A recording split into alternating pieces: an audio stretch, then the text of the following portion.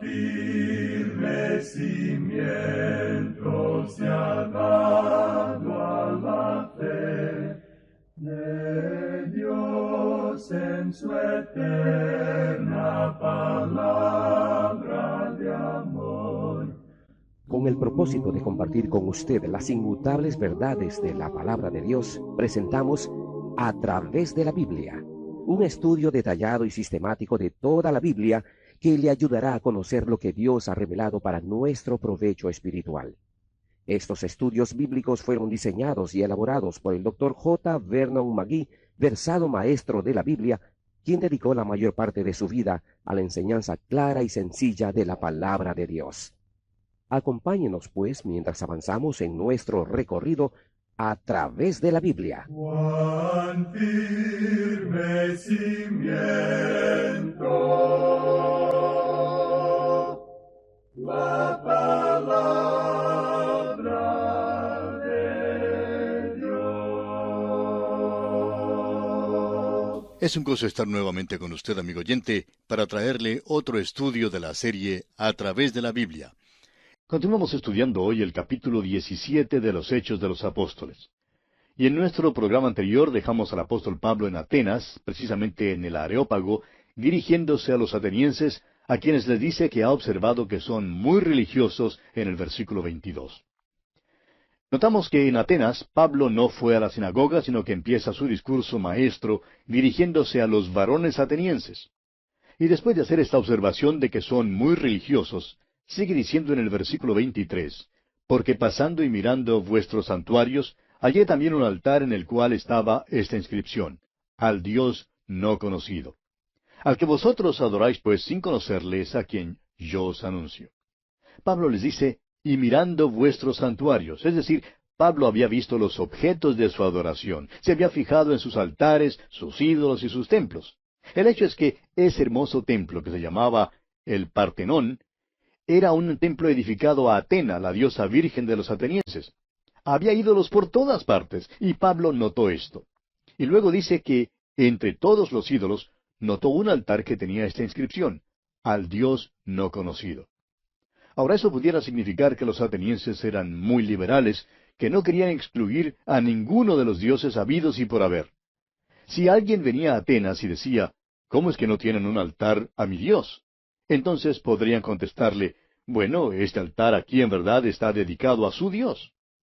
Pudieron haber sido liberales en no querer excluir a ninguno, de modo que cualquier extranjero podría venir a adorar en el altar al Dios no conocido, porque los atenienses le podían decir que ese altar había sido erigido para su Dios. Por otra parte, esto podría significar que reconocían que había un Dios que no conocían. Muchos paganos reconocen que detrás de su idolatría hay un Dios vivo y verdadero a quien no conocen. No saben nada en cuanto a Él, ni saben cómo acercarse a Él. Tienen tradiciones según las cuales, en algún pasado oscuro y distante, sus antecesores, de alguna manera u otra, adoraban a un Dios, pero que más tarde establecieron una adoración de ídolos como sus dioses. Y este pudiera haber sido el caso de los atenienses. Pablo, pues, principia su mensaje hablándoles en cuanto a este Dios no conocido. Dice que les quiere hablar acerca del Dios que no conocen. Ahora, quizá no fue tan diplomático esta vez como lo fuera en su primer acercamiento. Después de todo, los atenienses creían que lo sabían todo. Eran filósofos. Esa multitud que se juntaba en Atenas simplemente se ocupaba en hablar y en oír algo nuevo. Y ahora Pablo empieza a hablarles acerca del Dios desconocido para ellos. Ahora, ¿quién es aquel Dios? Bueno, en primer lugar, note usted que Él, según lo expone Pablo aquí, es el Dios de la creación. Leamos aquí el versículo 24 de este capítulo 17 de los Hechos. El Dios que hizo el mundo y todas las cosas que en él hay, siendo Señor del cielo y de la tierra, no habita en templos hechos por manos humanas. Pablo hace ahora una declaración clara con respecto a algo que Dios ha establecido con suma claridad a través de todo el Antiguo Testamento. Aun cuando Dios dio a los israelitas los modelos para el tabernáculo y para el templo, dejó muy en claro que Él no habitaría ni moraría en ellos. Salomón reconoció eso en su oración de dedicación del templo. Leemos allá en el primer libro de los Reyes, capítulo 8, versículo 27, Pero ¿Es verdad que Dios morará sobre la tierra? He aquí que los cielos de los cielos, no te pueden contener. Cuánto menos esta casa que yo he edificado. Ahora estos hombres en el Antiguo Testamento se dieron cuenta de que Dios el Creador, el Dios vivo, no podía vivir en un edificio que había sido hecho por hombres. Los hombres viven en un universo que Dios ha hecho. ¿Por qué entonces tienen la idea de que les es posible edificar un edificio en que Dios vaya a vivir? Continúa pues Pablo hablando a los atenienses y les dice aquí en el versículo 25, «Ni es honrado por manos de hombres como si necesitase de algo, pues Él es quien da a todos vida y aliento y todas las cosas». Aquí Pablo da un golpe maestro. No les dice solamente que Dios es el Creador, sino que tampoco necesita nada de ellos. Aquí estaban ellos. Habían tratado de edificarle un templo. Traían sus ofrendas para aplacar a este Dios no conocido, y en verdad querían alimentar a ese Dios. Querían que este Dios no conocido supiera que pensaban en Él. Ahora, Pablo les dice que Dios no necesita nada de ellos de ninguna manera. Dios, por el contrario, es quien da, amigo oyente. Les da a todos, le da a usted todo lo que necesita, le da la vida, le da su aliento, le ha dado el sol, la luna y las estrellas, le ha dado todas las cosas. Estos atenienses adoraban el sol. Decían que era Apolo, que venía arrastrando su carro de 2 ruedas a través del cielo todos los días. Pero Pablo les dice que eso no es verdad, que el sol es algo que Dios ha hecho y es un don. Les dice pues a estos atenienses que Dios lo hizo todo. El Dios del cual Pablo habla es el Dios vivo. Él es quien ha dado todo. A propósito, también nos da la salvación. No solo nos da las cosas físicas, sino que también nos da los dones espirituales. Y continúa Pablo hablando aquí en el versículo 26 y dice, «Y de una sangre ha hecho todo el linaje de los hombres, para que habiten sobre toda la faz de la tierra, y les ha prefijado el orden de los tiempos y los límites de su habitación». Se ha dado gran importancia a este asunto de una sangre, y creemos que aquí debemos disipar algunas nociones erróneas en cuanto a esto. Dios ha hecho una sola familia humana. Es importante que reconozcamos eso. Todos nosotros somos una familia debido a la creación. Sin embargo, la única hermandad que la Escritura reconoce es la hermandad de los que están en Cristo Jesús. Y repetimos esto, la única hermandad que la Escritura reconoce es la hermandad de los que están en Cristo Jesús. Todos somos de una sola familia, todos fuimos creados por el mismo Creador, todos somos pecadores, de esa manera todos somos iguales. Esta declaración que Pablo hace es muy fascinante. El Dios verdadero es el Creador. Creó el universo y creó los seres humanos, pero es interesante que también dice que Dios ha colocado a ciertas agrupaciones o razas de los hombres en ciertas localidades geográficas. Hay algunos médicos, por ejemplo, que aconsejan a quienes son demasiado rubios que se cuiden del sol. Parece que aún hay un motivo médico de por qué Dios puso algunas razas donde brilla el sol, y puso otras donde no hay tanto sol. De modo que aquellos que son demasiado rubios deben tener mucho cuidado de no exponerse demasiado al sol. Pues bien, es Dios quien ha determinado eso. Dios ha puesto a las naciones en ciertos lugares. ¿Sabe usted, amigo oyente, que lo que ha producido las guerras del pasado ha sido el hecho de que las naciones simplemente no quieren quedarse donde se deben quedar? Todos quieren el territorio del otro. Este ha sido el motivo de cada guerra que jamás se haya librado. Si las naciones se quedaran donde Dios las ha puesto, las guerras se acabarían. Continúa Pablo y dice en el versículo 27 de este capítulo 17 de los Hechos, «Para que busquen a Dios, si en alguna manera, palpando, pueden hallarle, aunque ciertamente no está lejos de cada uno de nosotros». Esta frase, «si en alguna manera palpando puedan hallarle», proyecta la idea de buscarle a tientas. El hombre en verdad no busca al Dios vivo y verdadero. Está buscando algún Dios palpable. Por eso está más dispuesto a hacerse un ídolo que pueda ver, que pueda palpar, para adorarle. El hombre no está en busca del Dios vivo y verdadero, pero sí está en busca de algo. Y Pablo continúa y dice aquí en el versículo 28, «Porque en Él vivimos y nos movemos y somos, como algunos de vuestros propios poetas también han dicho, porque linaje suyo somos». Ahora note usted que no los llama hijos, sino linaje de Dios. Está refiriéndose a la creación y a la relación con Dios mediante esa creación. A propósito, este no es el panteísmo lo que se declara aquí. Pablo no está diciendo que todo es Dios. Dice que en Dios vivimos y nos movemos y existimos, pero que Dios es superior a este universo creado. Pablo cita ahora a uno de sus propios poetas, es decir, a uno de los poetas atenienses. Uno de los poetas citado fue Arato, quien vivió alrededor del año 270 a.C. Era estoico de Cilicia. Principió un poema con una invocación al Júpiter griego, en la cual dijo, «Porque linaje suyo somos». Cleanto fue otro poeta que vivió alrededor del año 300 a.C. Él también escribió un himno al Júpiter griego, y en él hablaba del hecho de que linaje suyo somos. Ahora, aquellos que están estudiando o han estudiado la cultura griega, especialmente la literatura griega, podrán confirmar lo que estamos diciendo. Pablo, pues, se sirve de la poesía que esa gente conocía para mostrar que el hombre es linaje de Dios. Somos las criaturas de Dios, su creación. Esto es lo que es el hombre. Dios es creador y nosotros somos su creación, sus criaturas. Continúa Pablo hablando y dice aquí en el versículo 29, «Siendo pues linaje de Dios, no debemos pensar que la divinidad sea semejante a oro, o plata, o piedra, escultura de arte y de imaginación de hombres». En otras palabras, dice que no debemos ser idólatras. Pablo les ha presentado al Dios verdadero. Les ha mostrado que Dios es el Creador. Eso es lo que Dios ha hecho en el pasado.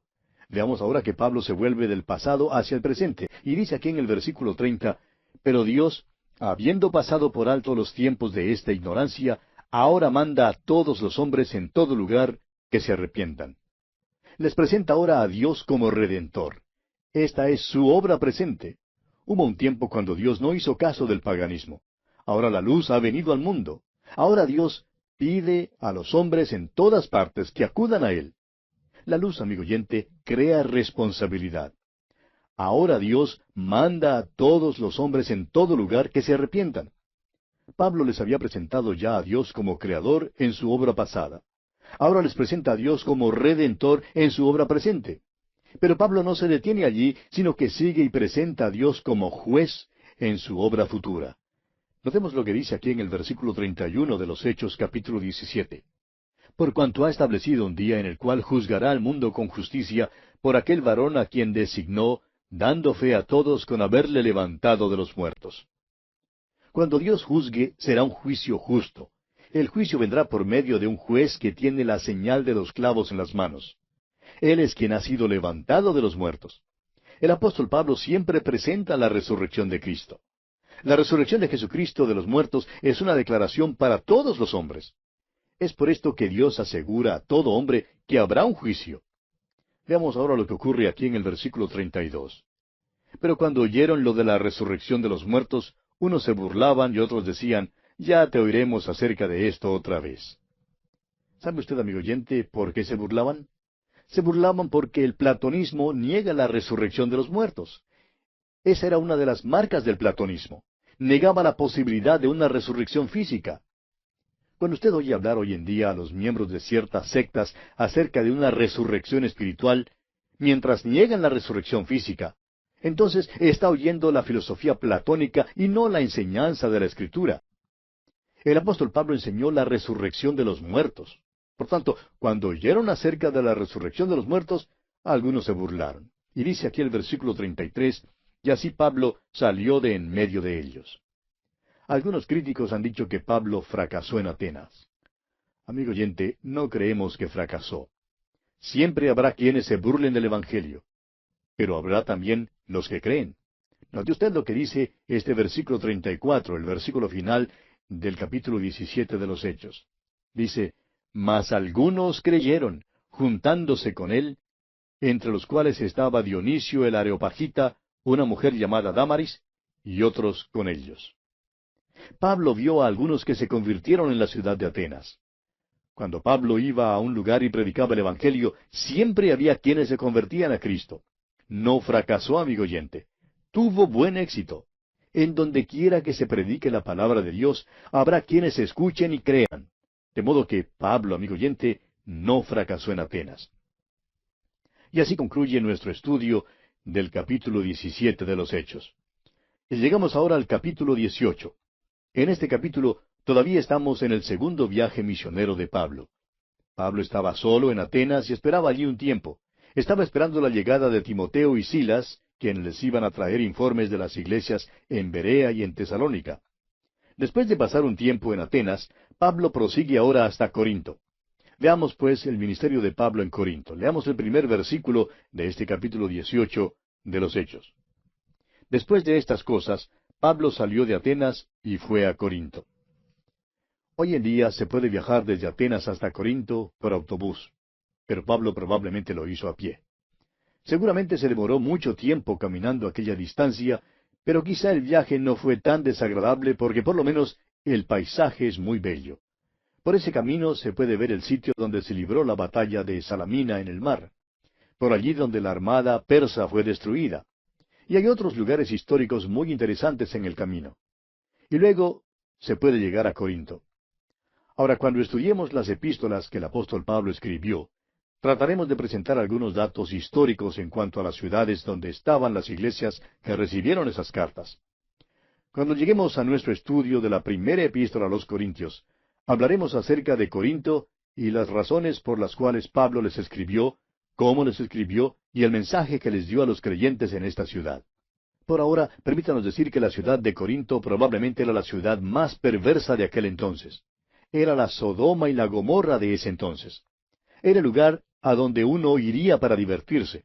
El sexo y el licor y todos los demás placeres sensuales se encontraban allí. Hoy en día uno puede ver allí las ruinas de un gran baño romano. Allí era donde iban para pasar la borrachera.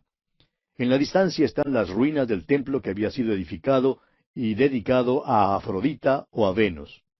Había allí unas 1000 llamadas vírgenes vestales. Pero en realidad, estas no eran vírgenes sino prostitutas. El sexo, pues, era una religión. La adoración del sexo no era nada nuevo en aquel entonces y tampoco es algo nuevo ahora en nuestros tiempos. Corinto era una de las ciudades más perversas de ese día y gente venía de todas partes del imperio a la ciudad de Corinto. Había allí grandes teatros y otros centros de entretenimiento, y la gente venía a Corinto solo para divertirse. Pablo, pues, entró en Corinto durante su segundo viaje misionero y también en su tercer viaje misionero. Creemos que fue aquí donde Pablo tuvo uno de sus ministerios más efectivos. Diríamos que Pablo tuvo sus más grandes ministerios en Éfeso y en Corinto. Mientras que Éfeso era un centro de la religión, Corinto era un centro de pecado. Ambas ciudades eran grandes centros de comercio. Por tanto, Pablo vino a Corinto desde Atenas. Continuemos ahora leyendo el versículo 2 de este capítulo 18 de los Hechos. Y halló a un judío llamado Aquila, natural del Ponto, recién venido de Italia, con Priscila su mujer, por cuanto Claudio había mandado que todos los judíos saliesen de Roma. Fue a ellos. En la ciudad de Corinto, Pablo conoció a esta pareja judía. Aquila y Priscila habían vivido anteriormente en Roma, y la razón por la cual habían salido de Roma fue debido a una ola de antisemitismo que había llegado sobre la tierra. Durante los días del Imperio Romano esto pasó varias veces. El tiempo que se menciona aquí es el tiempo cuando Claudio mandó a todos los judíos a salir de Roma. Entre aquellos que salieron de Roma había una pareja maravillosa, que es la pareja que se menciona aquí, de Aquila y Priscila. Sigamos adelante con el versículo 3 de este capítulo 18 de los Hechos. Dice el versículo 2, la última parte, fue a ellos, y como era del mismo oficio, se quedó con ellos, y trabajaban juntos, pues el oficio de ellos era hacer tiendas. Pablo naturalmente fue a ellos, siendo que eran del mismo oficio. Ahora los versículos 4 y 5 dicen, y discutía en la sinagoga todos los días de reposo, y persuadía a judíos y a griegos. Y cuando Silas y Timoteo vinieron de Macedonia, Pablo estaba entregado por entero a la predicación de la palabra, testificando a los judíos que Jesús era el Cristo. Pablo había esperado en Atenas la llegada de Timoteo y Silas, pero aparentemente no aparecieron. Ahora ellos vienen a juntarse con él en Corinto y le traen el informe de las iglesias en Macedonia. Cuando lleguemos a las epístolas a los tesalonicenses, veremos que fue en este entonces cuando Pablo escribió una de las epístolas. Ahora vemos que Pablo cree que es necesario hablar las cosas en claro, de modo que testifica que Jesús es el Cristo. Prosigamos con el versículo 6 de este capítulo 18 de los Hechos. Pero poniéndose y blasfemando éstos, les dijo, sacudiéndose los vestidos, vuestra sangre sea sobre vuestra propia cabeza, yo limpio. Desde ahora me iré a los gentiles. Y parece que de aquí en adelante el ministerio de Pablo fue mayormente a los gentiles. Encontramos que esto es cierto en Éfeso y creemos que esto es también cierto en Roma. Avancemos con los versículos 7 y 8. Y saliendo de allí, se fue a la casa de uno llamado Justo, temeroso de Dios, la cual estaba junto a la sinagoga. Y Crispo, el principal de la sinagoga, creyó en el Señor con toda su casa, y muchos de los corintios, oyendo, creían y eran bautizados. Pablo estuvo unos 18 meses en la ciudad de Corinto, y allí se gozó de un gran ministerio. Es interesante ver cómo todo esto acaeció. Aquila y Priscila habían escapado a Corinto debido a la ola de antisemitismo en Roma. Corinto era un gran centro comercial del Imperio Romano. Pablo vivía con ellos porque desempeñaban el mismo oficio, o sea, el de hacer tiendas o carpas. Corinto era una ciudad pecaminosa y sensual. Era llamativa e indecente. Había lujos voluptuosos y distracciones frívolas. Había una exhibición vulgar y ostentosa de la riqueza y también una pobreza horrible y cruel. Corinto, pues, era la feria de la vanidad en aquel entonces. Fue la Hollywood o Las Vegas del Imperio Romano. Aquila y Priscila habían venido allí para hacer tiendas para vender. Abrieron su negocio y un día un pequeño judío que había estado viajando desde Antioquía llegó hasta sus puertas. Se conocieron y convidaron a Pablo a quedarse con ellos. Ahora, ¿de qué hablarían? Bueno, Pablo los condujo al Señor. En la sinagoga había otros también que se convirtieron al Señor. Sin embargo, Pablo también se encontró con gran oposición entre los judíos. De modo que Pablo va ahora a los gentiles. Y notamos ahora que el Señor le habla a Pablo porque está entrando en una nueva y gran dimensión de su obra misionera. Continuemos leyendo los versículos 9 y 10 de este capítulo 18 de los Hechos de los Apóstoles. Entonces el Señor dijo a Pablo en visión de noche, no temas, sino habla y no calles, porque yo estoy contigo, y ninguno pondrá sobre ti la mano para hacerte mal, porque yo tengo mucho pueblo en esta ciudad. ¿Quién hubiera creído que Corinto sería un lugar donde el Señor tendría mucho pueblo? Cuando uno observa estas grandes ciudades de nuestros países, donde se puede apreciar todo tipo de corrupción y de pecado, es difícil imaginar que el Señor pueda tener mucho pueblo para sí en esas ciudades. Sin embargo, esto fue lo que ocurrió aquí en Corinto. Dice el Señor, tengo mucho pueblo en esta ciudad. Ahora Pablo ya había estado en Corinto por mucho tiempo y estamos seguros de que se sentía inquieto en cuanto a esta ciudad. Y creemos que cuando él recibió esta oposición estaba listo para salir a otra parte. Pero el Señor mismo interviene y detiene a Pablo. Le dice que quiere que se quede aquí porque yo tengo mucho pueblo en esta ciudad. Y vea usted lo que ocurre en el versículo 11 de este capítulo 18 de los Hechos. Y se detuvo allí 1 año y 6 meses, enseñándoles la palabra de Dios. O sea que Pablo se quedó todavía 18 meses más en Corinto, enseñándoles la palabra de Dios. Y veremos que el Evangelio continuará causando oposición. Pero vamos a detenernos aquí por hoy porque nuestro tiempo una vez más ya ha culminado. Continuaremos esta consideración, Dios mediante, en nuestro próximo programa.